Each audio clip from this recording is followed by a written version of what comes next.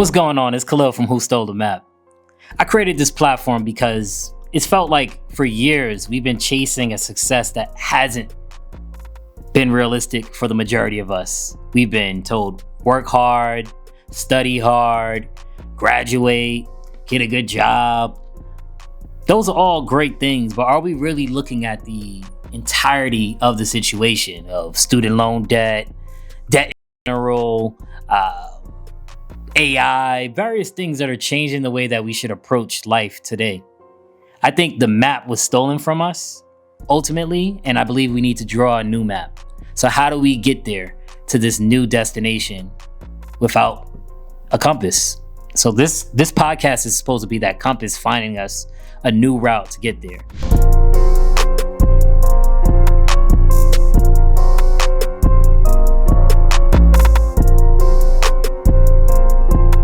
Man, I was going to make an episode about something totally different. We were going to talk about AI and why you shouldn't fear AI, and how you can apply it to your everyday life. And if you aren't applying it to your everyday life, you're going to get left behind. We're going to talk about that in detail. But something just threw me off today, the past few days, really. And that is the NFL draft. I'm not sure how many of you watch football. Basketball is my favorite personal sport, but I love watching football as well. We're up late at night sometimes with friends watching the game go to triple overtime and like, wow, this is crazy. Great game. And the main topic that I'd like to discuss is around, I'm not sure how many live under a rock and have seen it, just Shedeur Sanders. He is the son of primetime Deion Sanders. He pretty much was the highlight of college sports the last 2 years. He went to an HBCU originally with his dad and led that team pretty far. And then they went over 2 seasons ago to Colorado. This is a team that won 1 game the prior season. They completely turned its team around. They only won 4 games that first year, but he still had a great year in terms of passing yards, efficiency, all those things, and started to get highlights. Fast forward a little bit further into 2025 and 2024, going into 2025 to wrap up the season. He actually finishes 8th on the Heisman voting list. I'm not sure how many know much about the Heisman, but that's the highest award you can receive within college sports. He's projected after that to go within the top 5 of the NFL draft. Do you know where he just got drafted? Round 5, pick 144. So there's a debate about him and the quarterback that went before him of who was going to go first, back and forth the past few months. He goes 4 or 5 quarterbacks after him. This is insane. I don't understand. We talk about on this show a lot of times, there was a map of work hard, follow the rules, do all the right things, and the rewards will come with that. I think the NFL just tried to rewrite the rules for college athletes. And if we don't do something about it, and people like myself don't speak up, the college athlete will be silenced and ultimately have to just fall in line. And one thing I wanted to relate back to this as well in terms of falling in line, I gave you a little bit of the sports stats and knowledge and things like that to help you guys out for those that don't watch sports. But one thing I'd like to highlight, this can also happen in the workplace as well. You know, you can work really hard and do things to the best of your ability, and maybe your numbers are better than everyone else's numbers. But one thing they don't tell you is if you don't play politics, you will be left behind. It doesn't matter how hard you work. It doesn't matter, who likes you and who doesn't like you. Ultimately, if you learn how to play the game, you will succeed. And that's one thing I wanted to highlight today, because Shedeur Sanders, I would say, is someone that is unapologetically himself, and that's who his dad is as well. You know, he's the type to go up to a reporter and say, "Hey, I read what you said about me. Say it now, and be proud of what you said. Don't change up as I'm winning 9 games this year, and last year you said I was a bust. Stand in what you say." There aren't many players that would do that. There aren't many players that move to the beat of their own drum. There aren't many employees that move to the beat of their own drum because if you look at workplaces, there are rules and things you need to follow. But the biggest problem I have with that is the people that change the world are the ones that color outside the lines. Think of Steve Jobs. Steve Jobs helped create Apple. He was about innovation. He was about making a difference, being different, and really standing out against his competitors. What did Apple decide to do? They said, oh no, this is what's working. We're going to conform. Let's keep making the same product over and over and over again. Sounds ironic, right? As I have Apple product, Apple product, Apple product. But they had to bring him back. After they voted him out as CEO, they had to bring him back because he was the brain. He was the person that colored outside the lines. He was unapologetically himself. He was the person that said, hey, we need to focus on innovation. Shedeur Sanders and Deion Sanders completely turned the Colorado program around. They changed the economy in Colorado. They went from winning 1 game to 4 to 9. And they went to a bowl game, which many that don't know what a bowl game is. Bowl game, you did really well. At the end of the year, you play a game, somebody in a similar division of you, see who dukes it out, gets the winner, and goes to the next. You get the spoils, the riches, the rewards, you get the highlight. You're the winner in everyone's eyes. You were able to win that game. What a turnaround. So everyone gets the benefit off of him and his dad turned this organization around, this school around. I'm sure their endowment went crazy. When his dad when he first accepted the role at the school didn't even have the money to pay him. They said, we'll find it because they knew the value that he would bring. This is insane to me just because of the fact that, as I stated before, when it benefits you, you will take advantage. But when it doesn't, you'll stand back.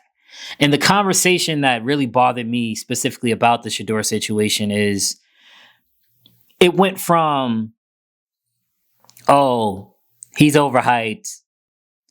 He's only winning because of his dad. His dad's not throwing the ball.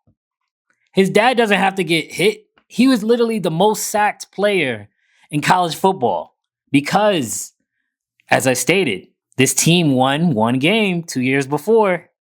They weren't good. And look what he was able to do. 9 wins. Threw for almost, around 4,000 yards.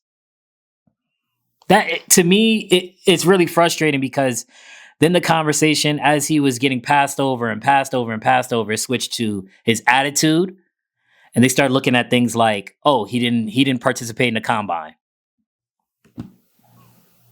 He was ranked as the number 1 or number 2 quarterback. The last couple of years, the number 1 and number 2 quarterbacks, Jaden Daniels, Caleb, none of them worked out at the combine. So what's the problem there? He hasn't gotten into trouble. He hasn't been arrested. We've had individuals back in the day that have been arrested. They've gotten in lots of trouble. They were still drafted. The thing that they've started to harp on about him is his confidence. They said that he's overly confident. He's not as good as he thinks he is, and he's not coachable. Based off what I just told you, does that sound like an individual that's not coachable at all? That's not talented? Oh, he doesn't have an arm. They were saying everything. He doesn't have an arm. He's not athletic. I want to be non-biased here. I want to be unbiased here as well. I've watched a lot of his games. I think some of his faults are sometimes he holds on the ball too long. But I would say when he does get the ball off, it's extremely accurate. The interceptions I've seen him throw, the majority of them have been like freak accident. They've been because of his accuracy. He can throw between three defenders and still get in there. A throw that many quarterbacks wouldn't attempt to do or even try to make in general. So I think what I really want to say today is that playing the game is twofold. You have to understand the value you bring, which he understood the value he brought. There were comments made. Oh, I don't want to play here. I don't want to play there. But that's been done in the past. I'm a New York Giants fan. Eli Manning. They did the same thing. They said, hey, we don't want to play in San Diego. We want to play in New York. We don't want to play in San Diego. And he got traded to New York. So what is the problem here? I believe everything they've tried to say and call him out for, they've drafted somebody like that before. So what are we doing here? Are we saying that because of the fact that he's confident, because his dad is confident, and he hasn't been to the NFL yet, we want to teach him a lesson because we feel he's arrogant? Why didn't they do that to Johnny Manziel? Why didn't they do that to all these other players that have done this? I think when I think of this platform here and why I want to really harp on this is specifically because when we look at the rules that have been provided to us as a society, we look at things like taxes. They say everybody pays taxes, right? Not necessarily true, because the tax law is written for business owners. Really, it's not really for the working man and woman. The people that really benefit off of taxes are those individuals because they can find things, loopholes that help them retain more of their profit. So telling individuals everyone pays their taxes, just pay your taxes, I think is flawed. And then telling individuals that these organizations are robbing people, I think it's also flawed because I think they don't have a well-rounded understanding of how the tax code actually works. So the reason why I brought up that example to compare it to this one is specifically because Shedeur Sanders has a lot of power.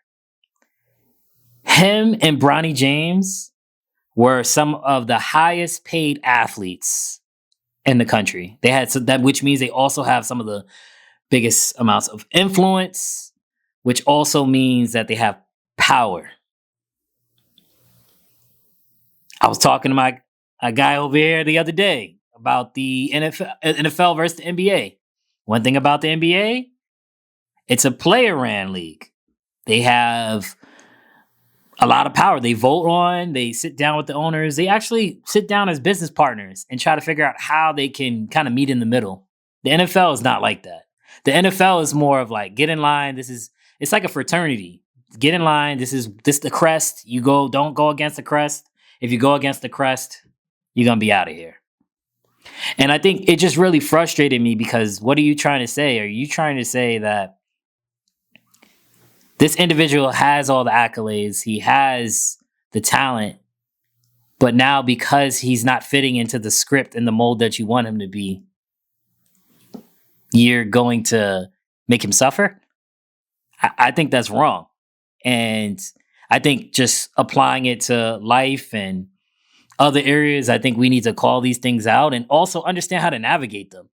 I think with his platform, my friends and I were sitting here, okay, round 1 didn't get drafted, round 2, and now finally round 5. I had a feeling that he was going to be undrafted. And I think with the power that he has, if he were undrafted, I think he could really make some noise. I mentioned my friend, he could sue. There could be a lawsuit. If he could find some type of evidence of these owners colluding against him specifically because of the fact that he didn't fit into the mold that they want him to be, or him and his father had too much power because they're afraid of drafting him because he potentially could come in and shake stuff up. And, oh, now the media is going to be saying, hey, should they hire Dion? Should they hire Dion? Every 5 minutes because of the fact that Shedeur's team is not winning. I get it. It's a media storm, but it also is bringing them money. It's bringing them attention. It's bringing them sales. I just really want to let the individuals know that are listening to me right now that we cannot stand for things like this, whether it's in the workplace, whether it's, in a league. I think we have to stand up as individuals, and that's the only way we're going to be able to create a new map to understand our power. Because even as employees, we have power, but many times we don't exercise it because the employer has more leverage because they're feeding our families. But how do you protect yourself? Organizations, they create unions. They have individuals that will come and fight and lobby for them, the things that they need, bigger breaks, more health benefits. We can fight for these things. The reason why we have a lot of these things, health benefits, the reason why the NBA has a pension, the NFL have a pension, is because people fought for it. So what are you going to fight for? Are you going to fight to be quiet? Are you going to fight to just continue things as the status quo? Or are you going to fight to make a difference? And this is a different format for how I would normally run this show, but I think this is something that really just had me upset. It had me frustrated of just wanting to understand why and how this could happen, of how an individual that is expected to be drafted within the first round, the top 10, can fall all the way to the 144th pick in the 5th round. And he hasn't done anything wrong other than just believe in himself and just let everybody know that he is legendary. All right, so I hope you like what you heard today. This is Khalil from the Who Stole the Map platform. Like, comment, subscribe. And if you disagree with me, you might say Shedeur is entitled. His dad has done everything for him. He got in the pocket. He took all the sacks for him as well. He hasn't played for anybody other than his dad. He's overhyped. He's a distraction. He's going to bring a distraction to every team. Hey, we can agree to disagree. That's fine. But I will also point you back to all the scenarios where individuals were drafted and they've been in way more trouble and done way more things than have a bad interview. This is bigger than football. This is bigger than code switching, whatever you want to call it. This is really understanding and believing who you are and just sticking to that. So that's my map that I'm drawing out for you today. If you don't want to follow that, it's fine. But let me know what you think. I'm going to catch you guys next time. We're out of here.